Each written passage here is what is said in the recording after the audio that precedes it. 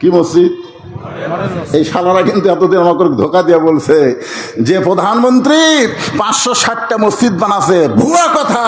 প্রধানমন্ত্রী তার বাপের টাকাতে বানায় নাই। সৌদি আরব 8,000 কোটি টাকা মসজিদের জন্য বাংলাদেশকে দান করেছে, আর সেই টাকাতে মসজিদ বানায় ওরা নিজের নামে তারিফ নিচে ধরে। কোন কথা ঠিক কিনা? এখন সব বোঝা যাচ্ছে। হ্যাঁ ভাইজান, মনোযোগ দিয়ে শুনবেন। তাসদিক বিল জানান, কলিজার মধ্যে ইমান। কলিজার মধ্যে যখন ইমান থাকবে, সেই লোকটা আল্লাহ ছাড়া অন্য কারোর সঙ্গে সম্পর্ক করবে। আল্লাহ রাসূল বললেন, আমল বিল আরকান। ইমানের 3 নম্বর ব্যাখ্যা হলো ইমান অনুযায়ী আমল করা লাগবে। আর ইমান অনুযায়ী যদি আমল করতে চান, তাহলে মানুষের আইন চলবে না, আইন চলবে কার? এরপরে সূরা আসরের 2 নম্বর বিষয় হলো আমিলুস সলেহা, নেক আমল করা লাগবে। আপনারা সবাই নেক আমল করতে চান কি চান না? মনে করেন, এর বোঝানোর জন্য বলতেছি, আপনার বাড়ি থেকে মসজিদ হলো 100 গজ দূরে। আপনি বাড়ি থেকে ওযু করে জোহর নামাজ পড়ার জন্য মসজিদে রওনা দিচ্ছেন। নিয়ত করেছেন আমি সামনে কাতারে তাকবীরে উলার সাথে নামাজ পড়ব। আপনার বলেন, আপনার নিয়ত কি খারাপ? ভালো নিয়ত। কিন্তু 100 গজ দূর মসজিদে যাইতে 2টা বেপর্দা নারী আপনার 2 চোখত পড়ছে। আপনি দেখবার চান নাই, তারপরেও পড়িছে।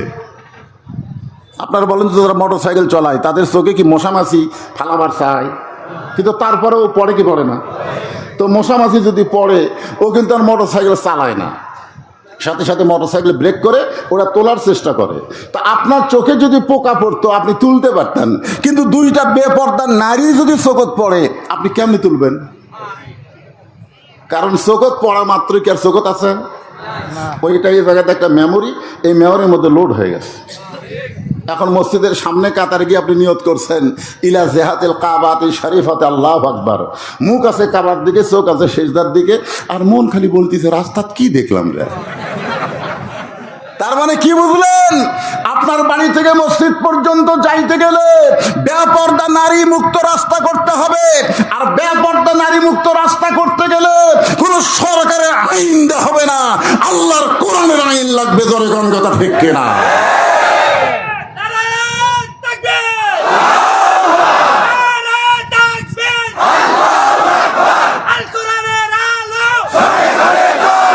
সংসদে জানো অকরনা ফি বুয়ুতিকুন্না ওয়ালা তাবাররাজনা তাবাররুজাল জাহিলিয়াতিল উলা ও আমিলুস সলেহা। সূরা আসরের 2 নম্বর বিষয়। মানে লম্বা করব না তো, এই জন্য একটু তড়িঘড়ি করে বলতেছি। আচ্ছা ঠিক আছে, তাহলে নেক আমল করবার গেলে মন চাইলেও আপনি পারবেন না যদি সুন্দর পরিবেশ না থাকে। জোরে কোন কথা ঠিক কিনা?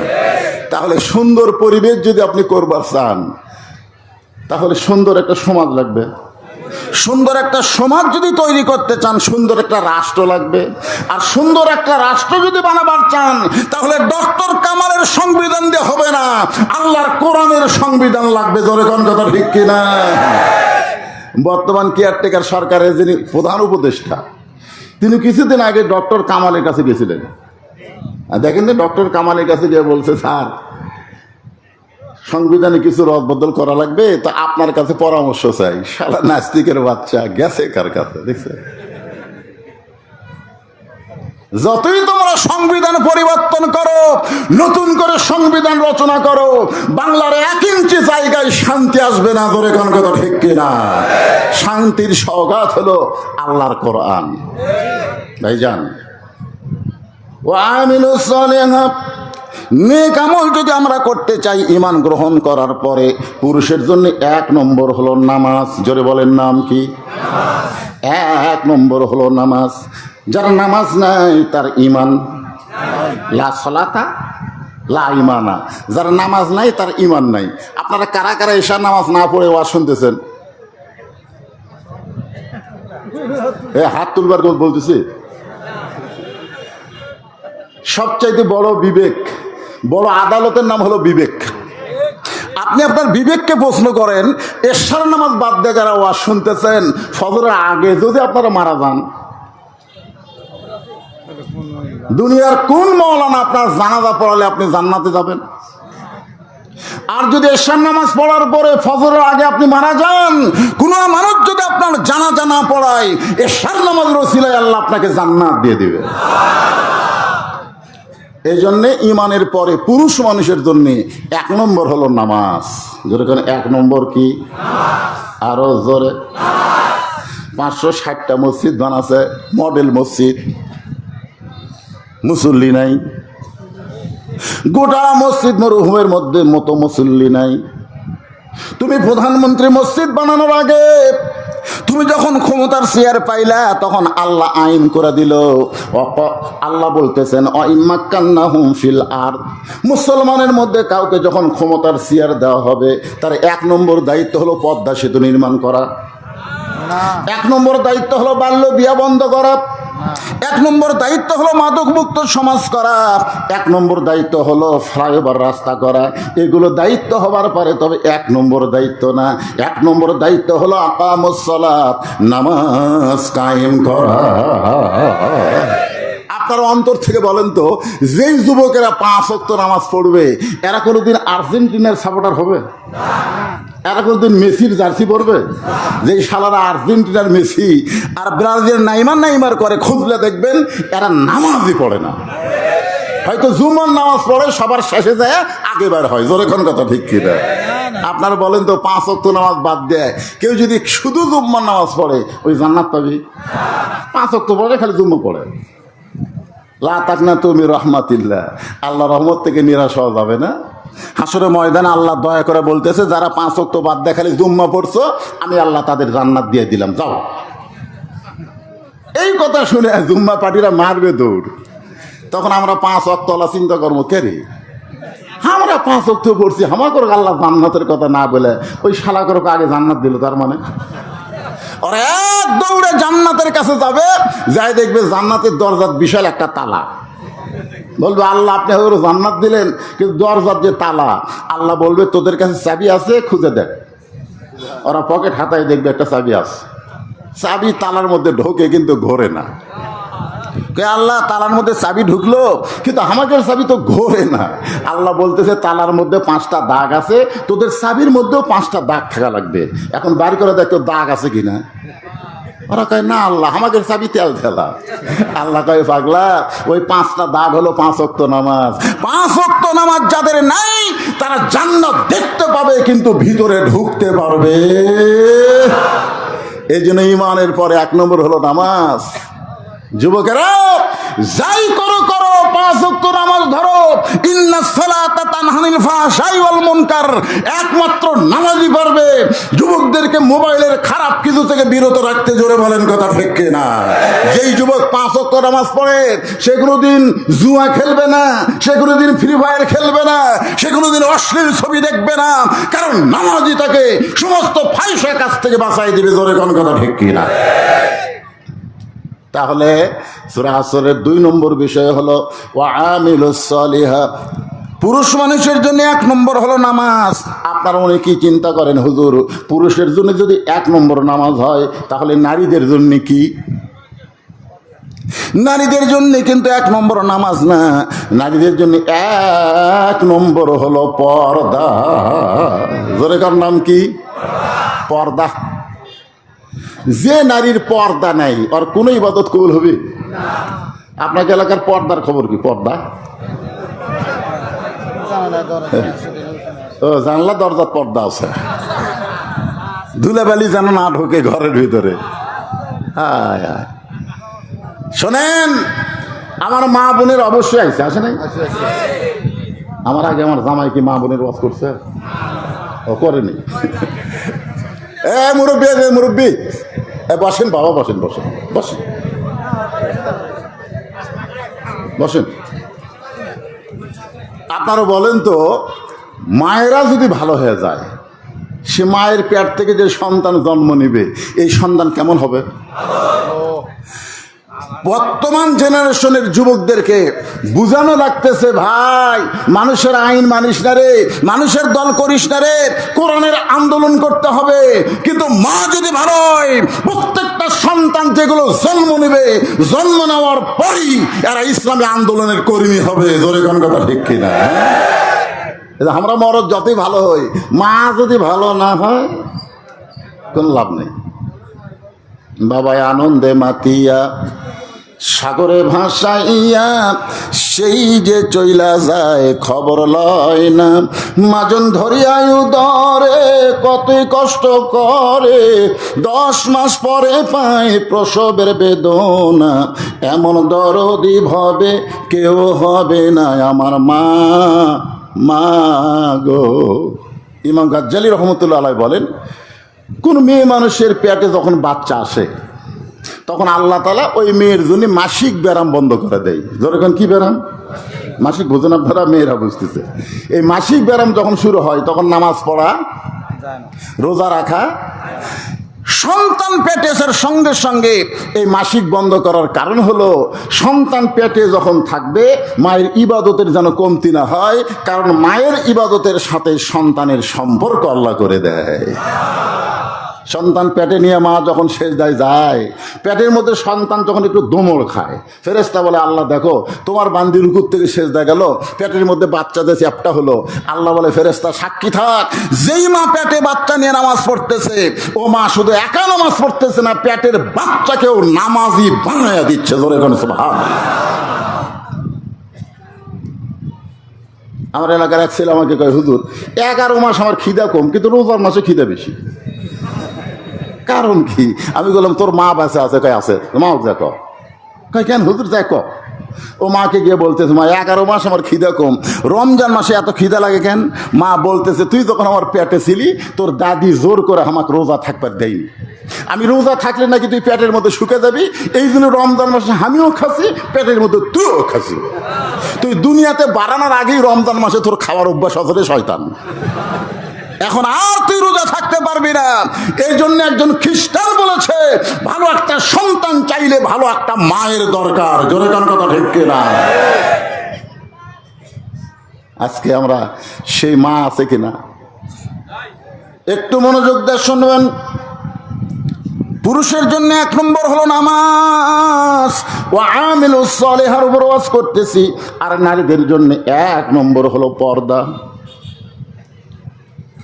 আল্লাহ রাসূল গভীর রাত্রে ঘুমায় আছে, এমন সময় খাদিজাতুল কুবরা নবীর হাত ধরে কাঁদতেছে। নবী ঘুম থেকে চেতন পায়, বলে খাদিজা কান্দার কারণ কি?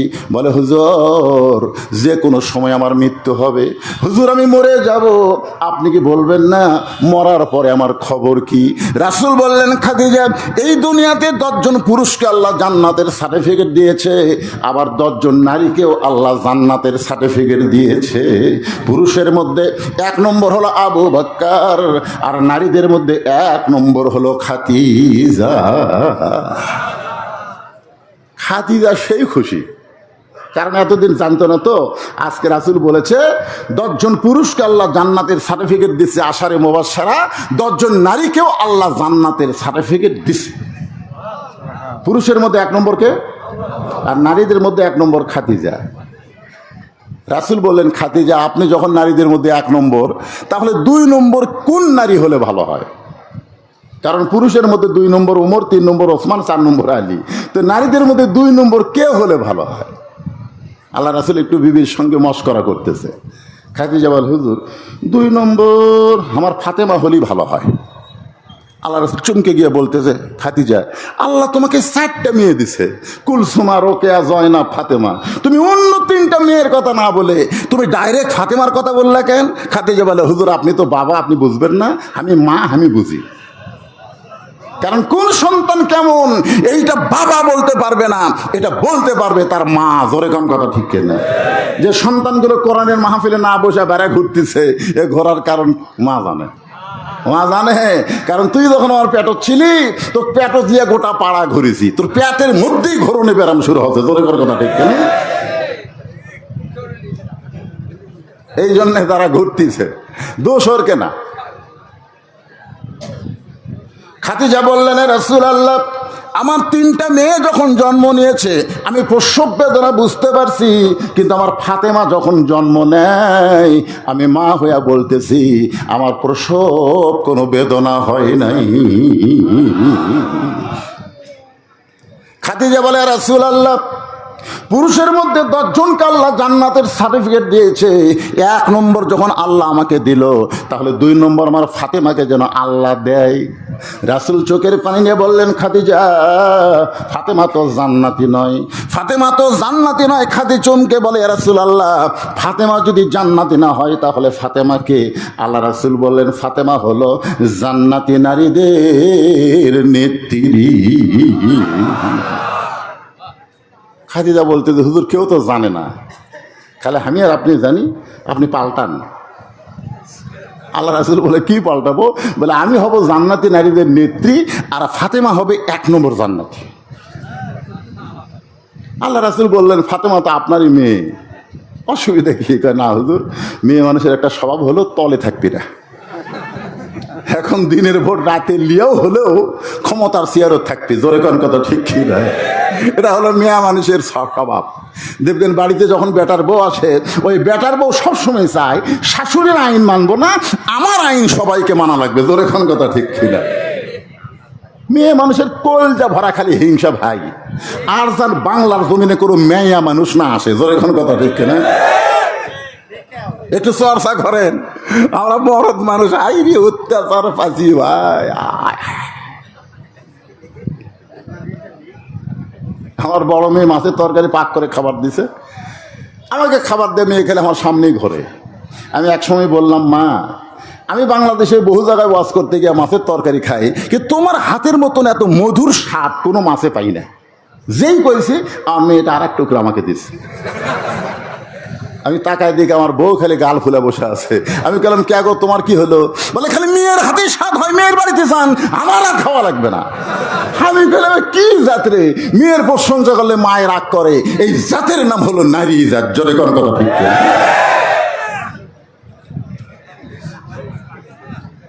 আল্লাহ রাসূল বললেন, খাদিজা, আমি পাল্টানোর মালিক না, কারণ আমি হইলাম ঘোষণাকারী, দেওয়ার মালিক হলো আল্লাহ। খাদিজা বলেন, ইয়া রাসূলুল্লাহ, তাহলে কোন আমলের কারণে আল্লাহ ফাতেমাকে খাতুনে জান্নাত ডিগ্রি দিল? কোন আমলের কারণে আল্লাহ ফাতেমাকে জান্নাতি নারীদের নেত্রী বানালো? এটা না বলা পর্যন্ত আপনাকে আমি ছাড়ব। এখন কোন আমলের কারণে ফাতেমাকে আল্লাহ জান্নাতি নারীদের নেত্রী বানাইলো, এ আমলের কথা যদি আমি বলি, ও আমিলুস সালেহা, তাহলে মেয়েদের পর্দার ওয়াজ হয়ে যাবে। এখন আপনারা বলেন, সেই মা বোনদের জন্য সবচাইতে দামি আমল পর্দার ওয়াজের দরকার আছে না নাই? তবে পুরুষের জন্য 1 নম্বর আমল হলো নামাজ। আরো জোরে বলেন, নাম কি? জোরে বলেন। মান তারাকা সালাতু মুতাম্মিদান ফাকাদ কাফারা। ইচ্ছা করে 1 ওয়াক্ত নামাজ যে বাদ দেবে, ইচ্ছে করে, রাত 12টা 1টা পর্যন্ত ওয়াজ শুনে যায়, আজান শোনার পরে কবি, আজকে ওয়াজ শুনছি তো ভাইরে।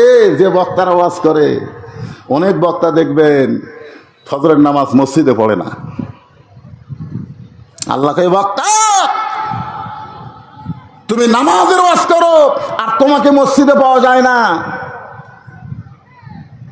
কোন ইমানদার মনোযোগ দিয়ে শুনবেন, এশা এবং ফজরের নামাজ কেউ যদি জামাতে না পড়ে, সেই মুনাফিক হয়ে মৃত্যুবরণ করবে। এরকম করা ঠিক কেন? ফজরের জামাতের গুরুত্ব কম না বেশি? হ্যাঁ, 1 ওয়াক্ত নামাজ যদি ইচ্ছা করে কেউ বাদ দেয়, আল্লাহ রাসূল বললেন সে কুফরি করলো। বাইনাল আবদি ওয়াল কুফরি তরকুস সালাত। বান্দার কাফের মধ্যে পৃথক করার জিনিসটার নামই হলো নামাজ। এ নামাজ কয় ওয়াক্ত? আরো জোরে বলেন, কয় ওয়াক্ত? 5 ওয়াক্ত নামাজ আমরা জামাতের সঙ্গে আদায় করবো ইনশাআল্লাহ। বাপ পড়বেন, বেটা পড়বি না। অনেক বাপ আছে আসসালাতু খায়রুন নাম শুনে মসজিদে যায়, সামনে কাতারে নামাজ পড়া দোয়া করে, আল্লাহ আল্লাহ তুমি আমাকে জান্নাত দাও। দুই কান্দের ফেরেশতা কয় আল্লাহ কু আনফুসাকুম আহলিকুম নার, জাহান্নামের আগুন থেকে বাঁচতে চাইলে আহালদের পরিবার নিয়ে বাঁচা লাগবে। ওর বেটা ল্যাপের মধ্যে ঘুম পাড়তেছে, আর এই বুড়া জান্নাতে যাওয়ার দোয়া করতেছে, আর রেজাল্ট কি? আল্লাহ বলতে তোর লেগে রাখ, ওর রেজাল্ট হলো জাহান্নাম। কেন বাবা একলা নামাজ পড়লে হবে না, তার ছেলেদেরকে সঙ্গে করে নিয়ে মসজিদ যাওয়া লাগবে। জোরে কোন কথা ঠিক না? পুরুষের জন্য 1 নম্বর হলো নামাজ, আর আমিলুস সালিহা নারীদের জন্য 1 নম্বর হলো পর্দা। এই পর্দাটা কেমনে বোঝানোর জন্য বলতেছি। রাসূল বললেন খাদিজা ফাতেমাকে খাতুনে জান্নাত ডিগ্রি দেওয়ার কারণ হলো 2টা। জোরে বলেন কয়টা? 1 নম্বর কারণ হলো, ও খাদিজা আপনি ঈমান গ্রহণ করেছেন কত বছর বয়সে? খাদিজা বলতে যে হুজুর আমি ঈমান গ্রহণ করেছি 55 বছর বয়সে। আল্লাহ রাসূল বলে খাদিজা 55 বছর বয়সে যখন ঈমান গ্রহণ করলেন, এই ঈমান গ্রহণ করার আগে আপনি কি ছিলেন? খাদিজা বলে হুজুর আমি কাফের ছিলাম। রাসূল বলে খাদিজা আপনার হায়াতের 55 বছর আপনি কুফর হালে কাটাইছেন, এখন বলেন ফাতেমা কয় বছর কাফের ছিল? খাদিজা বলতেছ নবী গো আমার ফাতেমা জন্মের সাথে সাথেই জান্নাতি। এখন আপনি বলেন 1 নম্বরে কে জিতলো? কথা কয় না। 1 নম্বরে কে জিতলো? ও খাদিজা 2 নম্বর প্রশ্ন হলো আপনার নাকের চেহারা, আপনার মুখের চেহারা, আপনার গায়ের রং, এটা দুনিয়ার কত পুরুষ বলতে পারে? আপনি কি তার হিসাব জানেন? খাদিজা বলতেছে ইয়া রাসূলুল্লাহ আপনাকে যখন বিয়ে করছি তখন আমার বয়স হলো 40 বছর। জোরে বলেন কয় বছর?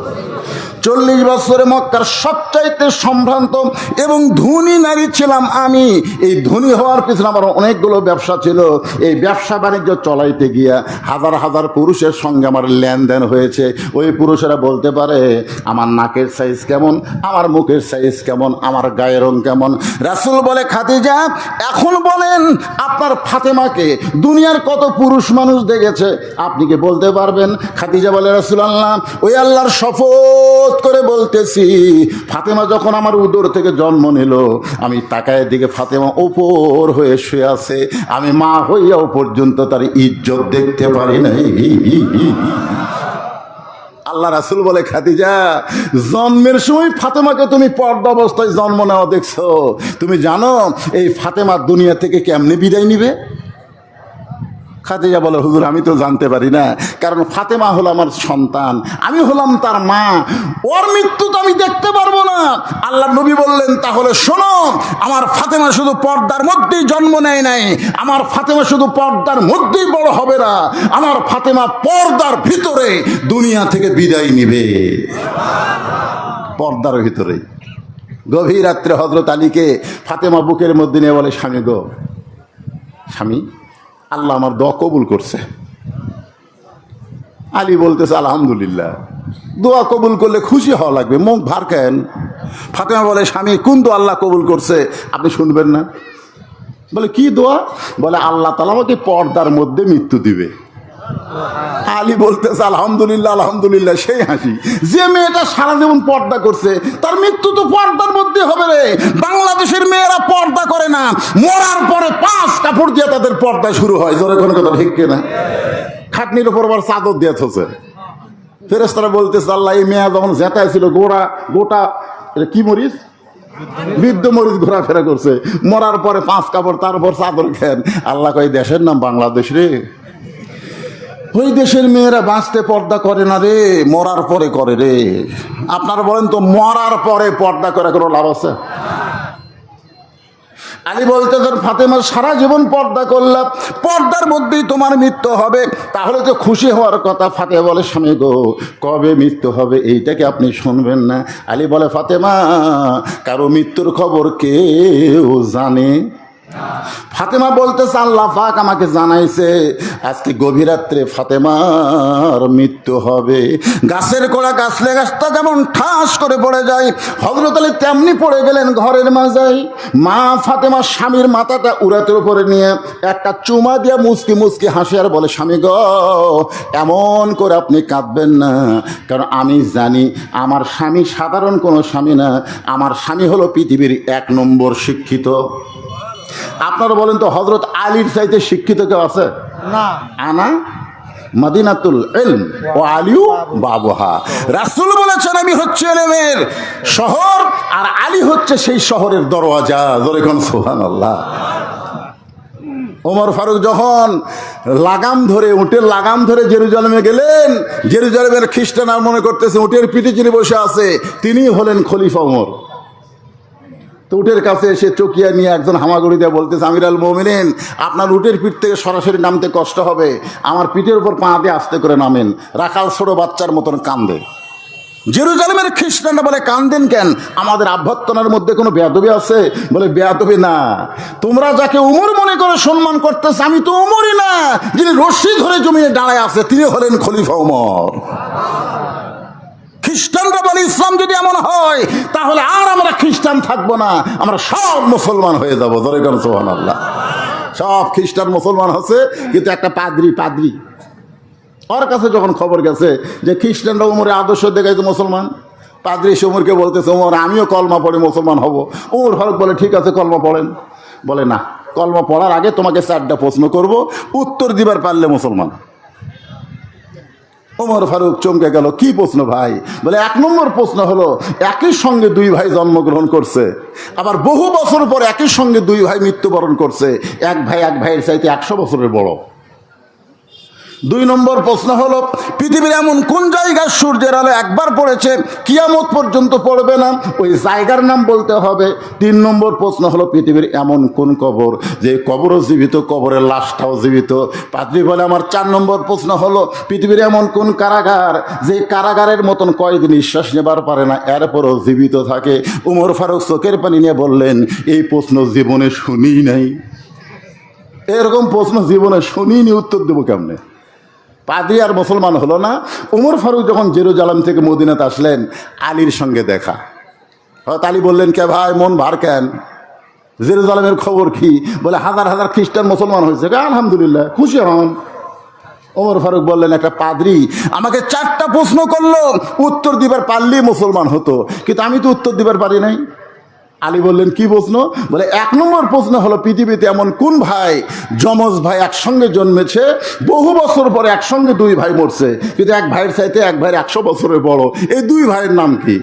আলী বলতেছে, এক ভাই হলো ওজার আলাইহিস সালাম, আর এক ভাই হলো আজিজ আলাইহিস সালাম। ওজারকে আল্লাহ ঘুমের মধ্যে 100 বছর রাখছিল, এই জন্য 100 বছরের ছোট। কাফেরেরা 2 ভাইকে একসঙ্গে হত্যা করছে। উমর ফারুক বলে, হাই, এটা তো আমি জানি না। 2 নম্বর প্রশ্ন করলো, পৃথিবীর এমন কোন জায়গা সূর্যের আলো একবার পড়েছে কিয়ামত পর্যন্ত পড়বে না? আলী বলতেছিল, এটা হলো যখন মুসা আলাইহিস সালাম পার হলেন সাগর, তখন আল্লাহ সাগরকে রাস্তা বানায় দিলেন, ওই সময় সূর্যের আলো সাগরের তলদেশে পৌঁছে গেছে। ফেরাউন যখন দল বললে নামছে, তখন সাগর আগের মতো হয়ে গেছে। কিয়ামত পর্যন্ত এই জায়গায় সূর্যের আলো আর দ্বিতীয়বার পড়বে। 3 নম্বর প্রশ্ন হলো, কবরও জীবিত, লাশটা জীবিত? আলী বলতে যে কবর হলো মাছ আর লাশটা হলো ইউনূস আলাইহিস সালাতু ওয়াস সালাম। 4 নম্বর প্রশ্ন হলো, এমন কোন কারাগার নিঃশ্বাস নেবার পারে না, কয়েদি জীবিত থাকে? তাই বলে মনে করেন এটা আয়না ঘর। রে আমিরে জামাত মরহুম গোলাম আজম হুজুরের ছেলে যখন আয়না ঘর থেকে ফেরত আসলেন, এই শালি এত খারাপ বুঝলেন, ভালো ভালো মানুষগুলোকে গুম করছে, ভালো ভালো মানুষগুলোকে ধরে আয়না ঘরের মধ্যে নির্যাতন করেছে। কিছুদিন আগে একটা কল রেকর্ড ফাঁস হয়েছে, যে কোনো সময় চট করে ঢুকতে পারে। আরো খালি দরজা খুলেতে যায়, আসা মাত্র আয়না ঘর। ধরে কোন কথা ঠিক কিনা? কি ভাই, এটা কোরআন শরীফের কোনো জিনিস রাখা চলবে না। সব জিনিস কোরআনের নিচে, উপরে কোনো জিনিস রাখা যাবে? সবার উপরে থাকবে কি? আরো জোরে বলেন। আগামীতে আমরা দেখতে চাই বাংলার জমিনে কোরআনের উপর আর কারো জায়গা হবে না। জোরে কোন কথা ঠিক কিনা? সূরা আসরের 4টা বিষয় আমি কিন্তু ওয়াজ করবো, অধৈর্য হলে চলবে। এরপরে মারাত্মক ওয়াজ আসতেছে, ওয়াতাওয়াসাউ বিল হক। হক বোঝেন?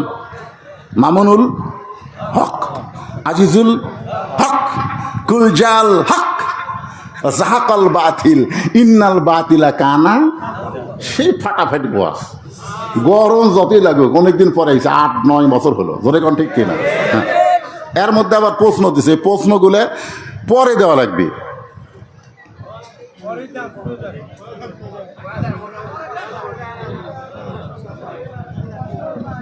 আচ্ছা, টোপলা নিয়ে মসজিদে মসজিদে থাকে এবং নাম দেয় তাবলিগ, এটা করা জায়েজ কিনা? জোহরের নামাজ আদায় করে সবাই চলে গেছে, ওরা 3 জন 4 ফ্যান দিয়ে গল্প করতেছে। 3 জন কয় ফ্যান? 2 কান্দে 2 ফেরেশতা বলতেছে আল্লাহ, সবাই নামাজ পড়ে বাড়িতে গেল, এরা 3 জন যে গল্প করতেছে, মাথার উপর 4 ফ্যান ঘুরতেছে, এর কি রেজাল্ট কি?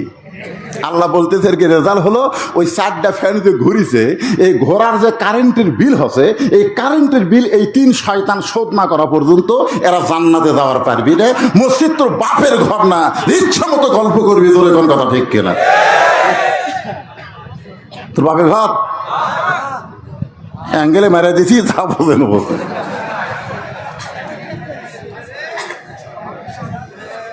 আল্লাহ, আসসালামু আলাইকুম দাদা, আমি আপনার প্রিয় ভক্ত।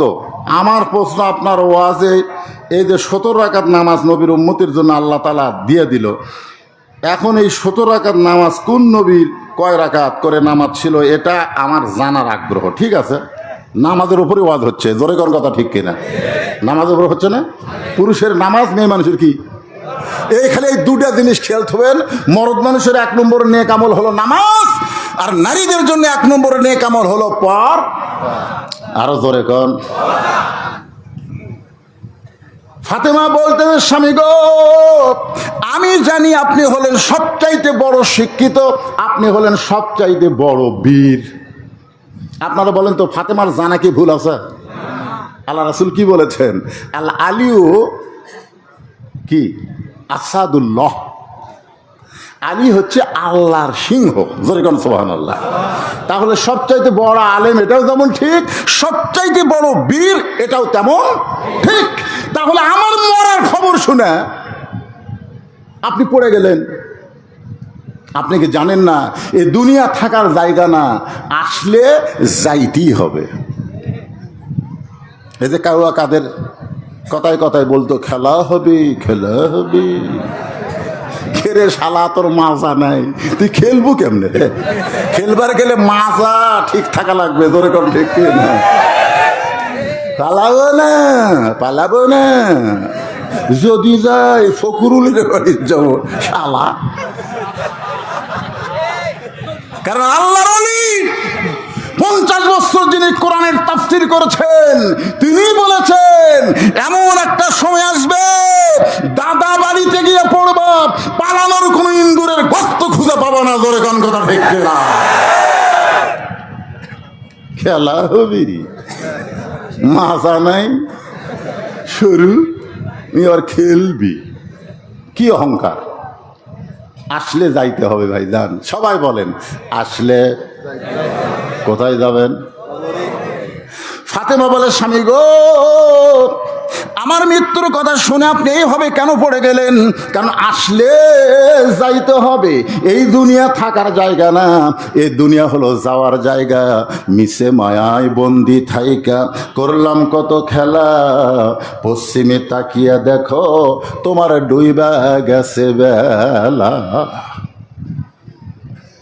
আমি মরে যাওয়ার পরে আমার 3টা চাওয়া আপনাকে পুরা করা লাগবে। আলী কান্দার বলে, ফাতেমা, দুনিয়ার জীবনে গরিব ছিলাম বলে তুমি কিছুই চাইলে না, আমি চাইলে তুমি কষ্ট পাবা, তুমি চাইলে আমি কষ্ট পাবো, এই জন্য তুমি কিছুই চাইলে না।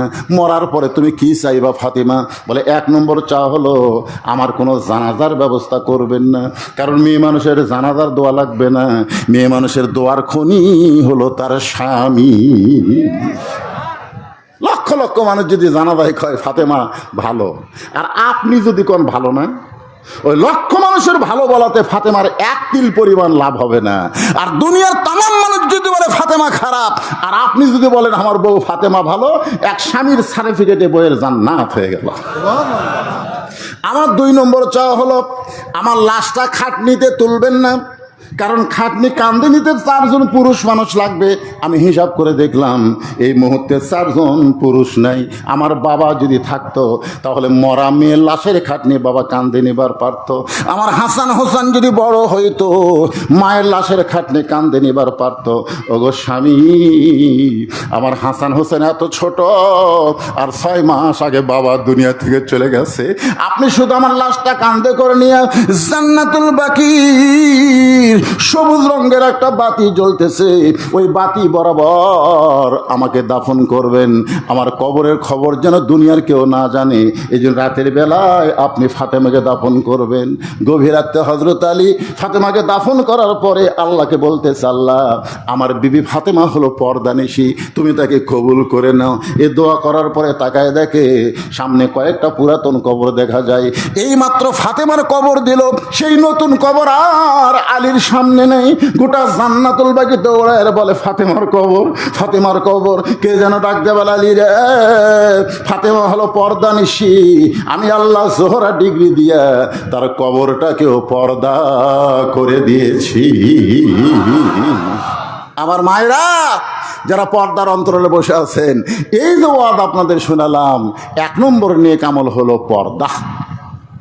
আর মরদ মানুষের 1 নম্বর নেক আমল কি? নামাজ। এটা মনে রাখবেন, নামাজ যদি না থাকে লা সালাত আলা দীনা, যার নামাজ নাই তার ধর্মই নেই।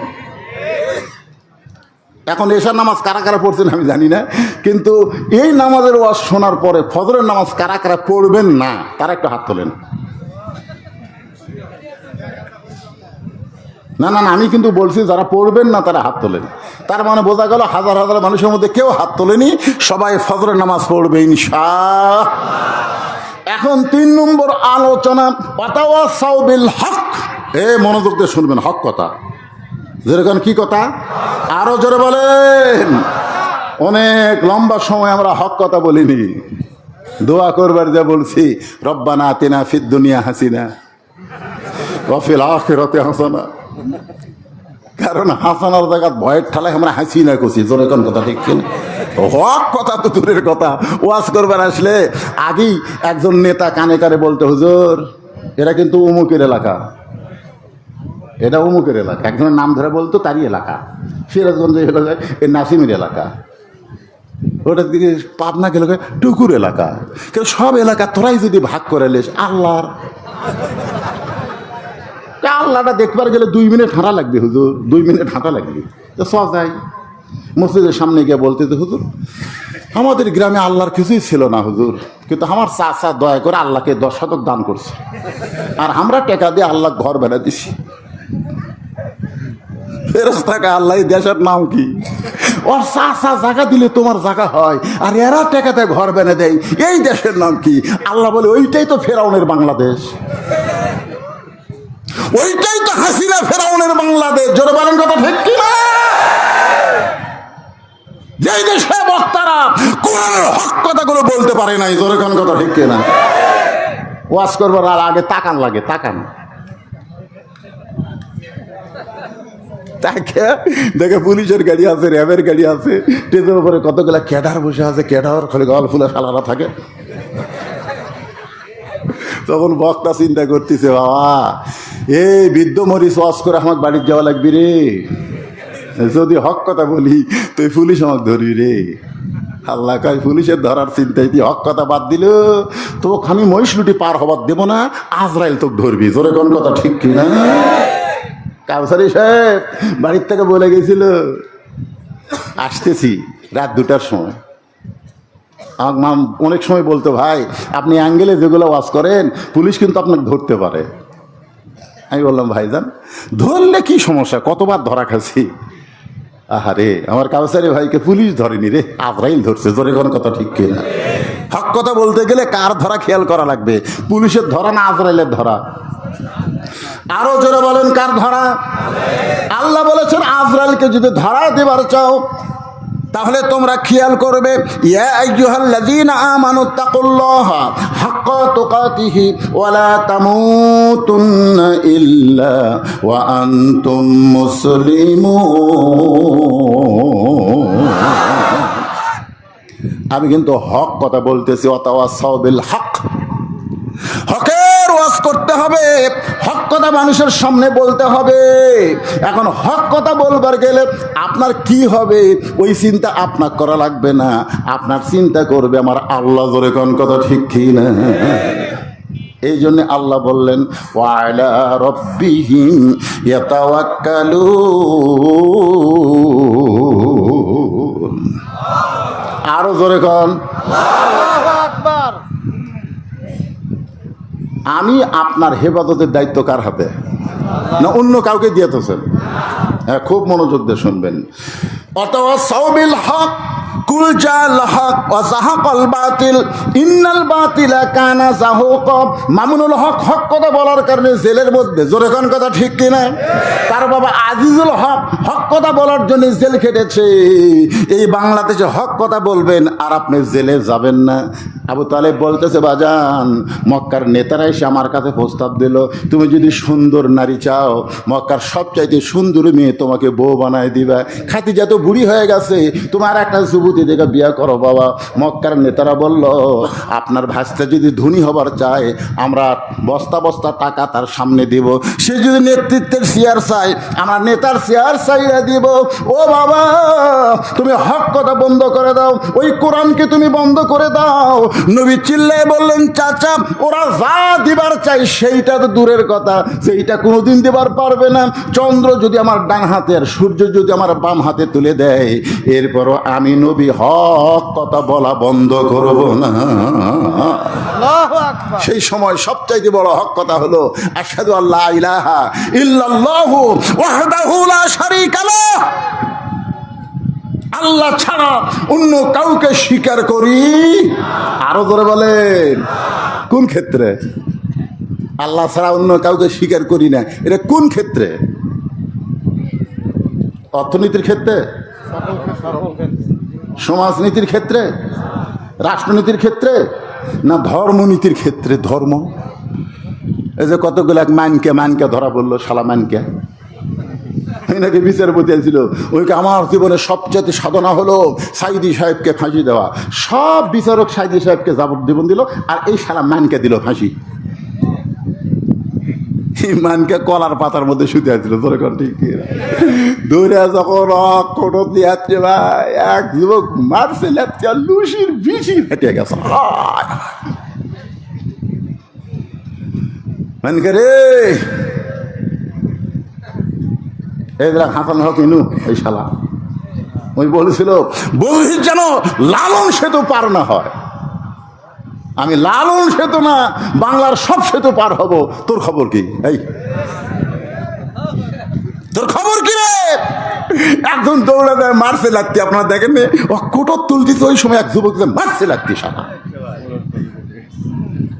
কি ওয়াতাওয়াসাউ বিল হক, হক কথা বলতে হবে, হক পথে থাকতে হবে। জেল হবে, জুলুম হবে, ফাঁসি হবে, বাতিলের সঙ্গে আপোষ করার কোনো সুযোগ, কারণ আসলে যাইতে হবে। জাত সাকারাতুল মাউত হক, সবচাইতে বড় সত্য হলো মরা। আল্লাহ বলেছেন মরিস না রে মুসলমান না হয়ে। এখন মুসলমান হয়ে যদি মরতে চাই, তাহলে হক পথে থাকবো না বাতিল পথে? দরকার হলে জীবন যাবে, তারপরেও কোন অবস্থায় হক পথ ত্যাগ করবো না। কারা কারা রাজি আছেন? দুই হাত তোলা, আল্লাহকে দেখান। লিল্লাহি তাকবীর, হাত নামান। ওয়াতাওয়াসাউ বিস সবর। এই হক কথা বলতে গেলে, হক পথে চলতে গেলে নানা রকম বিপদ আপদ মুসিবত আসতে পারে, ঠিক কিনা বলেন? আল্লাহ কোরআনে বলেছেন ওয়ালা নাবলুওয়ান্নাকুম, এই মনোযোগ দিয়ে শুনবেন, ওয়ালা নাবলুওয়ান্নাকুম বিশাইয়্যিন মিনাল খাউফি ওয়াল জুই ওয়া নাকসিম মিনাল আমওয়ালি ওয়া আনফুসি ওয়াস সামারাতি ওয়া বাশশিরিস, যেরকম অবাশিরিস সাবিরিন।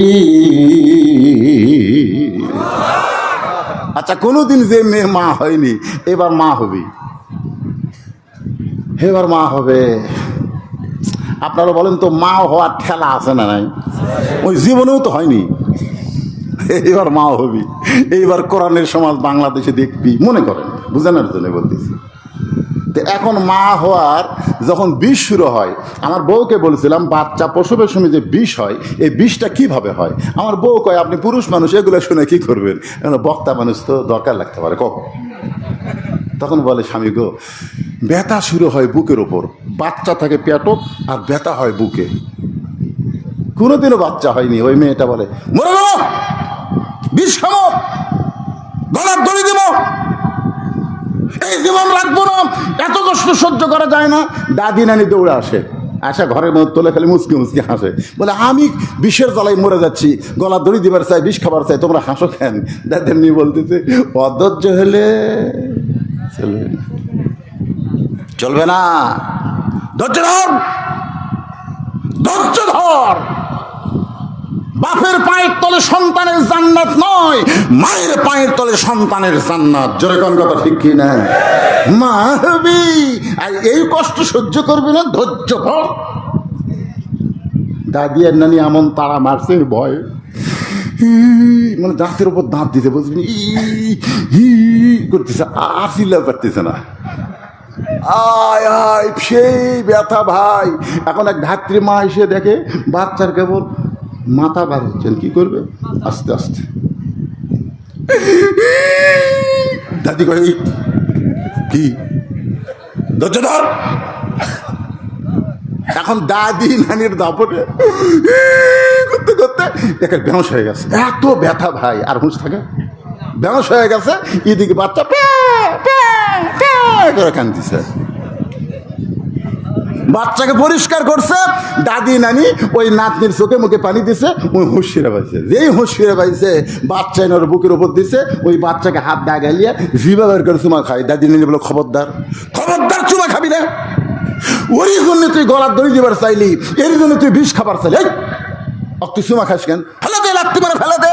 মা বলতেছে ও দাদি, ও নানি, কষ্টের পর এইরকম প্রশান্তি আগে যদি জানতাম, আজকে ফাঁসি হবে, আজকে নির্যাতনা হবে, আজকে জেল জুলুম হবে, বাড়িতে থাকতে পারবেন না। হকের পথে চলতে গেলে নানা রকম বাধা আপনার আসবে, আপনি অধৈর্য হয়ে চিল্লাচিল্লি করা যাবে না। মা যেমন তার সন্তানকে পাওয়ার জন্য ধৈর্য ধারণ করে, এই বাংলার জমিনে আল্লাহর কোরআনের শাসন যদি আমরা দেখতে চাই, এইরকম বিপদ আপদ মুসিবতে আমাদেরকে ধৈর্য ধারণ করা লাগবে। জোরে কোন কথা ঠিক কিনা?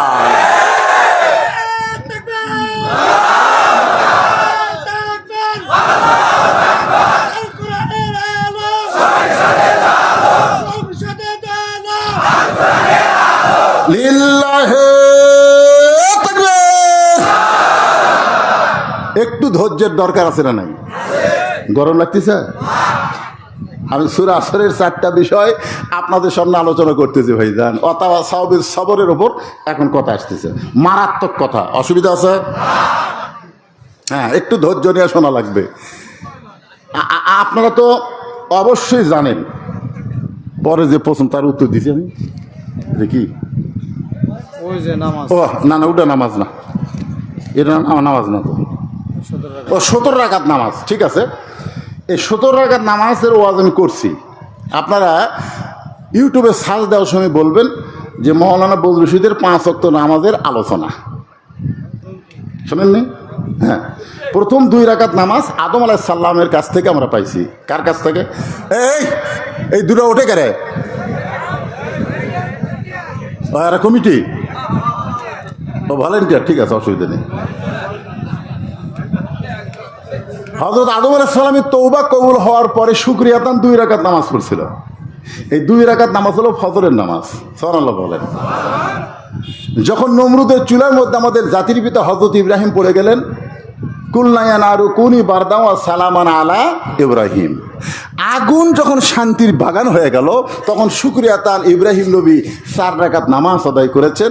ওই 4 রাকাত নামাজ হলো জোহরের নামাজ। যখন ফেরাউন মুসা আলাইহিস সালামকে গ্রেফতার করার জন্য 3 দিক দিয়ে খাড়া, কয় দিক দিয়ে? 3 দিক দিয়ে খাড়া, এক দিয়ে খালি সাগর। ফেরাউন কয় মুসা আর দৌড়াবো না, মুসা আর দৌড়াবি না। মুসা বলে আল্লাহ, ফেরাউন বলতেছে আর দৌড়াবি না, আমি দৌড়াবারও চাই, কিন্তু সামনে সাগর, তোমার উপায় নাই। আল্লাহ বলে নাসরুম মিনাল্লাহ ওয়া ফাতহুন করিব ওয়া বাশশিরিল মুমিনিন। 4 তারিখও হাসিনা জানেনি আমাকে এইভাবে পলান লাগবে, জোরে কোন কথা ঠিক কিনা? 5 তারিখে আমি খালি ফেসবুক ইন্টারনেট তো বন্ধ করে দিয়েছিল, এই শালা পলক বন্ধ করে দিয়ে মারছে। যাই হোক, আমি সকাল থেকে দেখি ঢাকা আসো একটা লোকও নেই, 10টা পর্যন্ত দেখি ঢাকা শুনশান। তখন কিন্তু কারফিউ চলতেছে, জোরে কোন কি চলতেছে? 11টার সময় দেখি ঢাকাত কোনো মানুষ নাই। 12টার সময় দেখি শহীদ চত্বরে গোটা কয়েক দেখা যায়, 2 পুলিশের দাবার খালি শব্দ হুল মারবি। আয় আয় জোহরের নামাজের পরে তয়রান আবাবিল তারমিহিম বিহিজারাতিন মিন সিজিল ফাজআলাহুম কাআসফিম মাকুল। জোহরের নামাজের পরে আবাবিল পাখির মতন চারিদিক থেকে মানুষ আসা শুরু হলো, জোরে কর কথা ঠিক কিনা? হাসিনা কয় আমি থাকমই, পুলিশ আছে আরে গুলি করতেছে, আর্মি তোমরাও গুলি করো। আর্মি কয় আমরা পার, তাহলে আমাকে 2 ঘন্টা সময় দাও। সময় হলো 45 মিনিট, পারবো? এর মধ্যে পলা যদি না পলাস তোকে বাঁচানোর মতন শক্তি আর আমাকে আর্মিরও নাই। দরকার সুবহানাল্লাহ। এই পাক করা ভাত রে, পাক করলো কে আর খাইলো কে? সারা জীবন চামচারা শুনেছে, তাহাজ্জুদের নামাজ পড়ছে, কোরআন শরীফ পড়ছে, অথচ গণভবন গোটা তন্ন তন্ন করে খুঁজে একটা জায়নামাজও পাওয়া যায়নি, একটা কোরআন শরীফও পাওয়া যায়নি। জোরে কোন কথা ঠিক না? বিনিময়ে একটা মদের বোতল পাওয়া গেছে, মদের বোতল। মদ পান করে আর কয় আমাক নামাই কে, তোক নামাই কে? তো ইজ্জুমান তাশা আমরা পড়েছি কোরআনে, তো ইজ্জুমান তাশা ওয়া তুযিল্লু মান তাশা বিয়াদিকাল খায়র ওয়া হুয়া আলা কুল্লি শাইইন কাদির। আমি সবের উপরে খুব ডাইরেক্ট দামি একটা আলোচনা করবো, আপনারা শুনবেন? কারা কারা শুন? 10 মিনিট লাগবে। কারা কারা শুনবেন একটু হাত তুলুন তো দেখি। আল্লাহু আকবার। হাত নামান। এই আলোচনা শোনার আগে ভাইজান আর একটা হক কাজ আপনাদের করা লাগবে।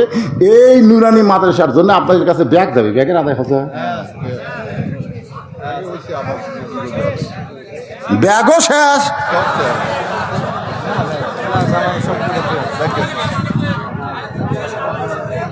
আচ্ছা ঠিক আছে, এই যে শয়তান কিন্তু বলবে, আপনি বলেন তো ব্যাংকের যদি আপনি টাকা থন, ওই থোয়াই শেষ না বারবার থন? কারণ বারবার থন না একবারই থন? বারবার কি জন্য থন? যে এই টাকা 10,000 আছে, আবার এই বছরে 10,000 থমরে 20,000 হলো। এদিকে টাকা জমাতে জমাতে যখন 2 লাখ হয় তখন বুকত থাবারি, আমার ভবিষ্যতে টেনশন নাই রে। আপনারা বলেন তো ব্যাংকে টাকা থোয়া ভবিষ্যৎ না জান্নাতের ব্যাংকে টাকা থোয়া ভবিষ্যৎ? তা আপনারা একবার টাকা দিয়েছেন আপনার ব্যাগের মধ্যে দিয়েছেন, আর একবার যদি দেন টাকা বাড়বি না কমবি? যেই টাকায় আপনারা দিবেন ওটা জান্নাতের ব্যাংকে অ্যাকাউন্ট করবে, আপনার কাছে ব্যাগ যাবে। কারা কারা টাকা দিবেন না হাত তুলেন তো দেখি। যে হুজুর 10 টাকা 20 টাকা এই টাকা আমরা দেবো না, একবার দিছি আর দেবো না হুজুর, এরকম নিয়ত আছে? তাহলে সবাই দিবেন। কে রে ব্যাগ আলারা? এই ব্যাগ আলা পার্টি কোথায়? ভেতরে যাও, যাও।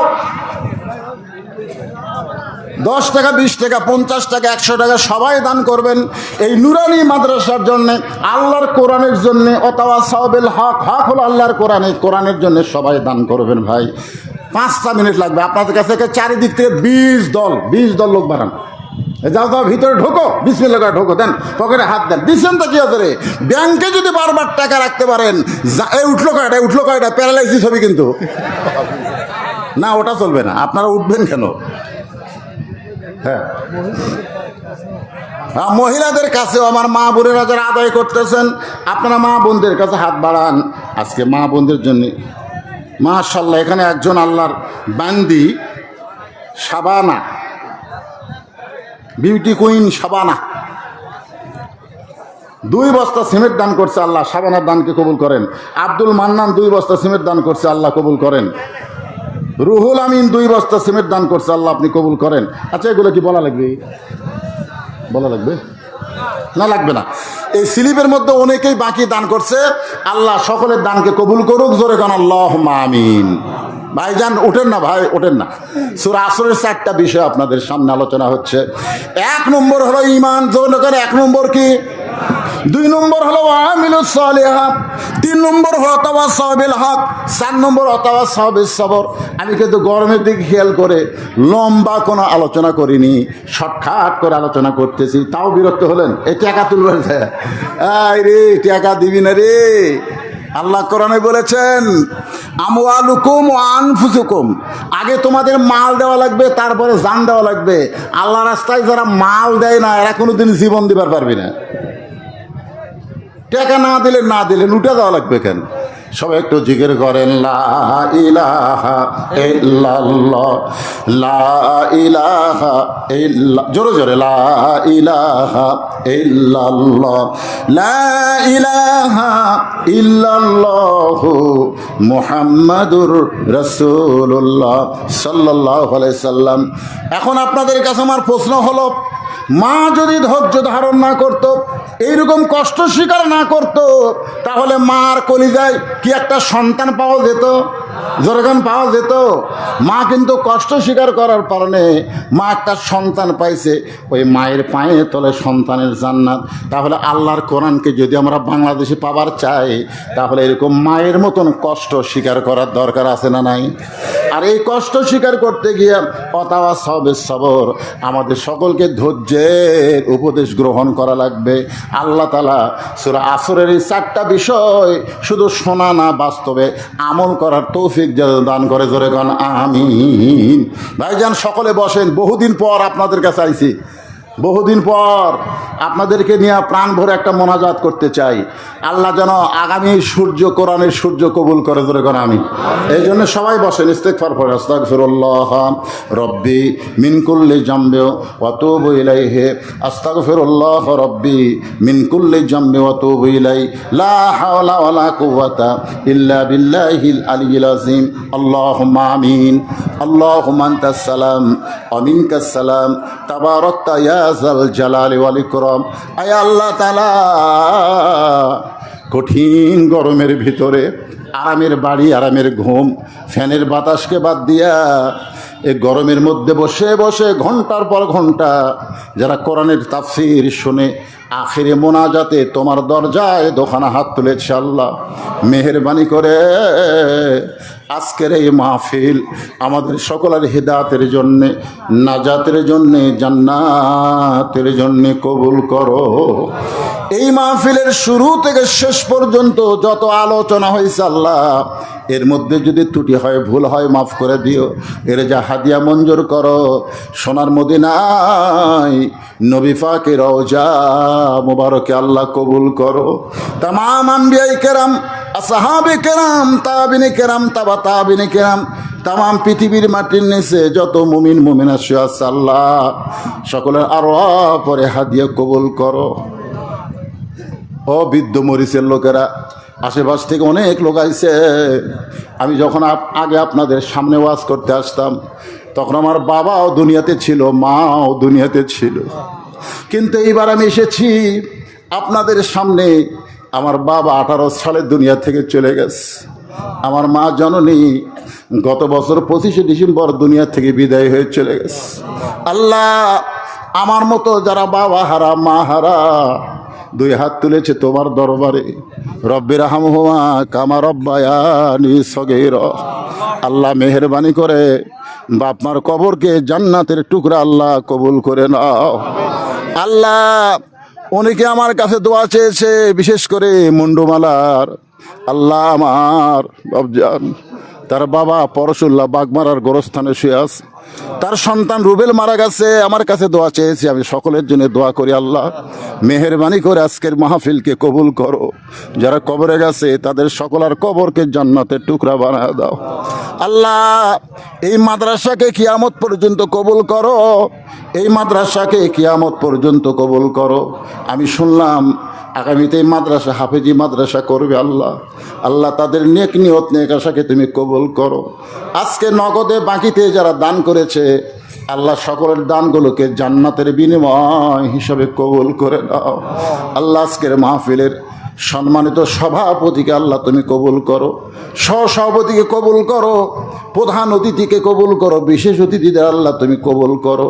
আল্লাহ তোমার কোরআনের পাখি 50 বছর কোরআনের তাফসির করে গেছে। আল্লাহ জেলখানায় বন্দি ছিল, আমরা দোয়া করতাম আল্লাহ জেলখানার ভিতরে আল্লাহর ওলিকে তুমি হেফাজত করো। আমাদের দোয়ার কারণে হুজুর যখন দিন দিন সুস্থের দিকে যায়, এমন সময় বাতিল শক্তি হুজুরকে ওই জেলখানা থেকে হাসপাতালে নিয়ে গিয়া দুনিয়া থেকে তাকে বিদায় করে দিল। আল্লাহ আল্লাহর অলিকে শাহাদাতের মর্যাদা দিয়ে দাও। এছাড়াও যাদেরকে অন্যায়ভাবে ফাঁসি দেওয়া হয়েছে, আল্লাহ যাদের উপরে নির্যাতন করে দুনিয়া থেকে চলে গেছে, বিশেষ করে এই 5ই আগস্ট নতুন স্বাধীনতা পেয়েছি, এই স্বাধীনতার জন্য আবু সাইদ সহ যারা যুবকেরা, জনতা হাজার হাজার, আজকে আমি দেখলাম 1400-র উপরে শহীদ হয়ে গেছে, 22,000-এর মতন তারা আহত। কারো হাত নাই, কারো চোখ নাই, কারো 2 চোখই নাই, কারো 2টা পাও নাই। আল্লাহ তাদের জন্য দোয়া করি, যারা চলে গেছে শাহাদতের মর্যাদা দান করো, আর যারা আছে এখনো জীবিত তাদের প্রতি আল্লাহ তুমি খাস রহমত করো। আল্লাহ সারা জীবন কোরআনের ওয়াজ করলাম, কিন্তু কোরআনের সমাজ নিজের চোখে দেখা হলো না। আল্লাহ আগামীতে আমরা যেন এই দৃশ্য দেখতে পারি, আমাদের সকলার জন্য আল্লাহ কবুল করো। এই মাদ্রাসা কমিটিকে কবুল করো, যারা কষ্ট করে মেহনত করে এত সুন্দর আয়োজন করেছে, আল্লাহ তাদের সকলকেই কবুল করে নাও। আমার মা বোনেরা পর্দার অন্তরালে বসে বসে ওয়াজ শুনলো, আবিদা সালিয়া পর্দানিশি কবুল করে মা ফাতেমার চরিত্র দান করো। অসুস্থ আমরা যারা আছি আল্লাহ সুস্থতার নিয়ামত দান করো। কত মানুষের জানাজার নামাজ আমরা পড়েছি, এই 2 হাত দিয়ে কত কবরে মাটি দিয়েছি। দুনিয়া থেকে বিদায় নেওয়ার কালে আমাদের সকলের জবানে তুমি জারি করে দিও লা ইলাহা ইল্লাল্লাহু মুহাম্মাদুর রাসূলুল্লাহ সাল্লাল্লাহু আলাইহি সাল্লাম। আসসালামু আলাইকুম ওয়া রাহমাতুল্লাহি ওয়া বারাকাতুহু।